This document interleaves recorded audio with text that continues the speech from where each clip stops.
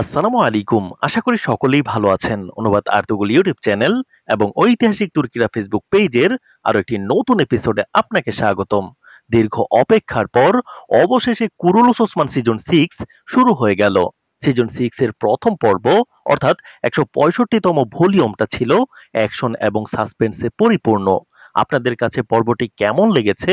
একজন Kurulus series প্রেমী হিসেবে সিজন 6 এর প্রথম পর্বটি আপনার আকাঙ্ক্ষা কতটুকু পূরণ করতে পেরেছে অবশ্যই কমেন্ট করে জানাবেন।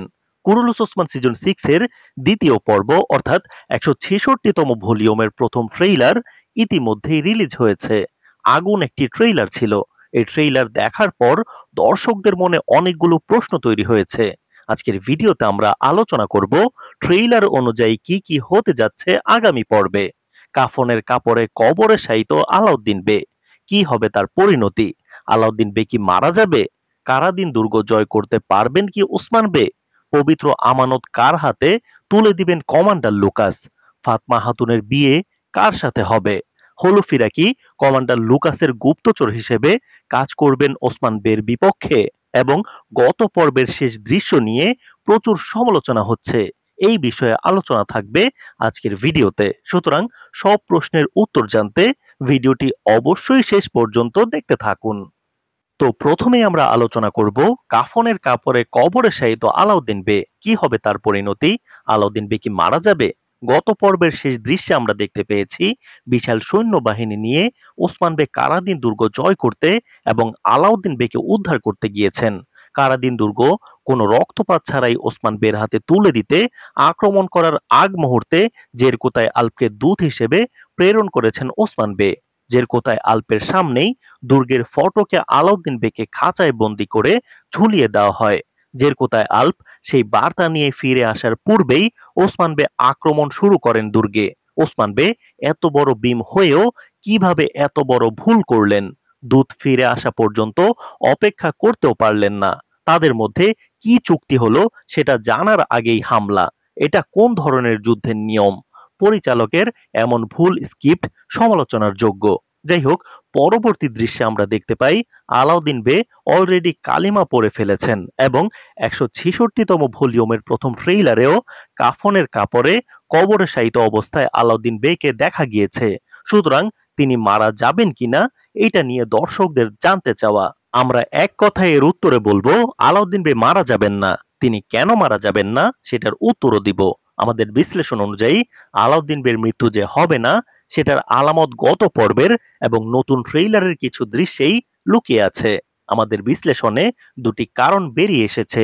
প্রথমত, গত পর্বের শেষে ওসমান বের হামলা করা গুলতি একটাও কিন্তু সরাসরি আলাউদ্দিন বের খাঁচার উপর আঘাত হানেনি। আর দ্বিতীয়ত, ট্রেইলারে যে দেখানো হলো আলাউদ্দিন বে কাফনের কাপড়ে কবরে শায়িত, এটা হবে গঞ্জা হাতুন এবং বালা হাতুন এই দুজনের মধ্যে কারোর দুঃস্বপ্ন। যেহেতু বালা হাতুন এবং গঞ্জা হাতুন আলাউদ্দিন বেকে নিয়ে অনেক চিন্তা করেন, এর জন্যই তারা হয়তো আলাউদ্দিন বেকে নিয়ে দুঃস্বপ্ন দেখবেন। আর একটু ভালো করে খেয়াল করলে দেখবেন যে এই কবরটিতে আলাউদ্দিন বের লাশ দেখা যাচ্ছে। কবরটি খুবই অগভীর, এটা কোনো প্রকৃত কবর নয়। তাছাড়া কবরের আশেপাশে ওসমান বে, ওরহান বে সহ কোনো আল্পকেও দেখা যায়নি। সুতরাং এটা একটি দুঃস্বপ্ন ছাড়া আর কিছুই নয়। আর যদি ঐতিহাসিকভাবে ওসমানীয় সাম্রাজ্যের ইতিহাসের বই থেকে আলাউদ্দিন বের মৃত্যু সম্পর্কে জানতে চান, তাহলে বলবো ঐতিহাসিকভাবে ওসমান বে মারা যাওয়ার পর বিশাল ওসমানীয় সাম্রাজ্যের সুলতান হিসেবে বেশিরভাগ বেরা চেয়েছিলেন আলাউদ্দিন বে সাম্রাজ্যের দায়িত্বে আসুক।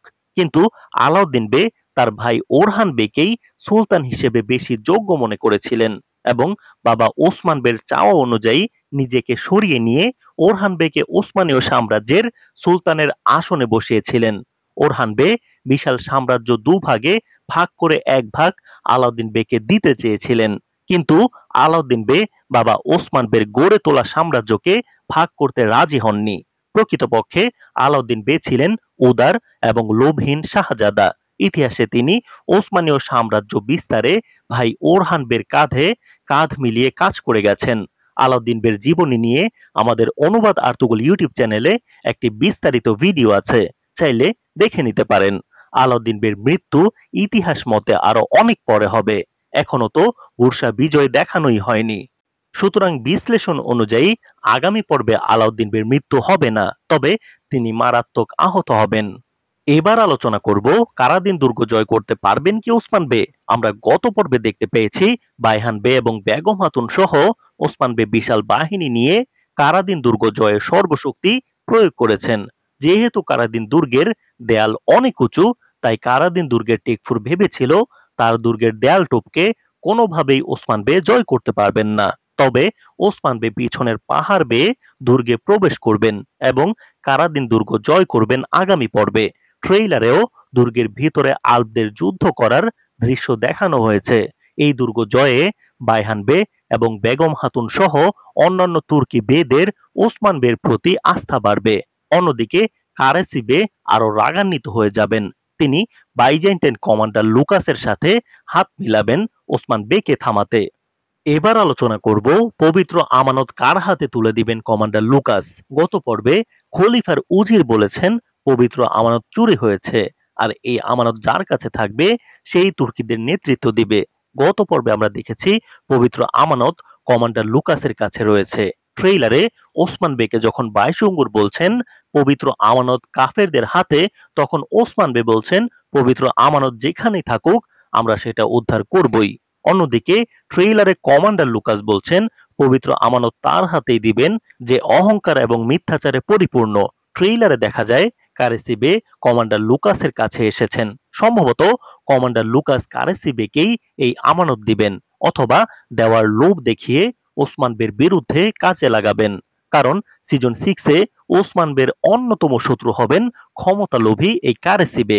এবার আলোচনা করব ফাতমা হাতুনের বিয়ে কার সাথে হবে। তো ট্রেইলারে ফাতমা হাতুনের বিয়ে নিয়ে কথা হচ্ছে। বাইহান বে এবং হাজাল হাতুনের ছেলে সরুজা তারা চেষ্টা করছে ফাতমা হাতুনের সাথে তাদের একমাত্র ছেলের বিয়ে দিতে। ওসমান বের মেয়ের সাথে বিয়ে দিয়ে বাইহান বে চেষ্টা করবেন শক্তিশালী হতে।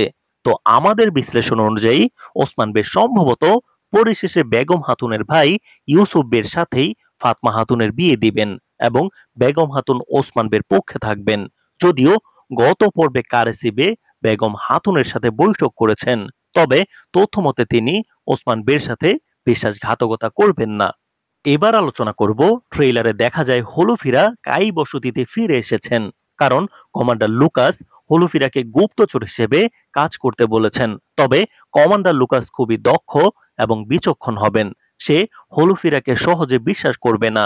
সেজন্য হলুফিরা প্রথম দিকে ওসমান বের বিপক্ষে কাজ করবেন গুপ্তচর হিসেবে কমান্ডার লুকাসের বিশ্বাস অর্জনের জন্য। এখানে অনেকেই জানতে চাচ্ছেন ওরহান এবং হলুফিরার বিয়ে নিয়ে। এই বিষয়ে বলতে চাই, ইতিহাস অনুযায়ী ওরহান বে এবং হলুফিরা হাতুনের বিয়ে হয়েছিল এবং বিভিন্ন ঘটনাও ঘটেছিল। সিরিজেও তাদের বিয়ে দেখানো হবে। তবে সিজন 6 এর শেষের দিকে ওরহান বে এবং হলুফিরার বিয়ে দেখানোর সম্ভাবনা রয়েছে।